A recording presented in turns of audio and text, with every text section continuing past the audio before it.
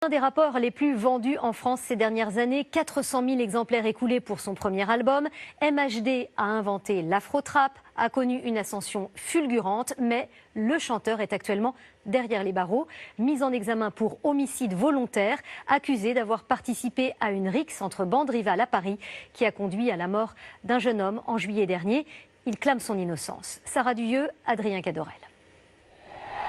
Un déluge de coups jusqu'à la mort d'un innocent. Voilà la scène qui s'est déroulée le 5 juillet dernier dans le centre de Paris et qui a conduit à la mort de Loïc, un jeune homme de 23 ans. Ce soir-là, il croise la route d'une quinzaine de jeunes hommes originaires du 19e arrondissement qui le passent à tabac. C'est un jeune homme sans histoire. Et ce qui est encore plus triste, c'est un jeune homme sans abri. Loïc, il n'avait pas de toit. Loïc vivait dans un parking. C'est un innocent. Ça peut être vous comme moi. À l'origine de ces violences, de vieilles rivalités entre bandes qui pèsent sur les habitants du quartier. C'est pas que la famille de Loïc qui est détruite, c'est vraiment la vie d'un quartier.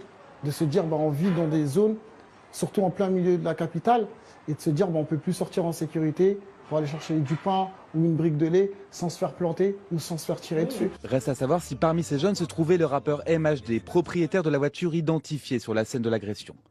Mis en examen et placé en détention provisoire, le jeune homme assure par l'intermédiaire de son avocat être étranger à l'affaire. Monsieur Sylla conteste toute implication dans cette rixe, sa présence sur le lieu des faits n'étant pas avérée. Si l'enquête doit encore lever plusieurs zones d'ombre, certains habitants avouent être dépassés par cette banalisation de la violence. Plus jeune, on l'a fait nous aussi. Se dire, voilà, on va au sport, il y a des gens de riquet, on va leur montrer qui sont les plus forts pour rouler des mécaniques. C'était de la rigolade, ça allait jamais plus loin que ça. Ce qui change, c'est que nous, quand même, on fumait pas. À 14 ans, on ne buvait pas d'alcool et on avait des horaires pour rentrer chez nous. Un phénomène nouveau également observé par les enquêteurs.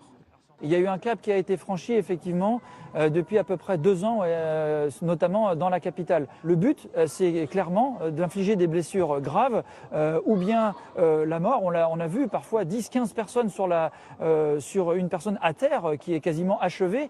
Et c'est ça qui est particulièrement choquant, notamment quand il y a des vidéos qui circulent. Placé en détention provisoire, MHD devrait formuler une demande de remise en liberté d'ici 1 mois. Il encourt jusqu'à 30 ans de prison.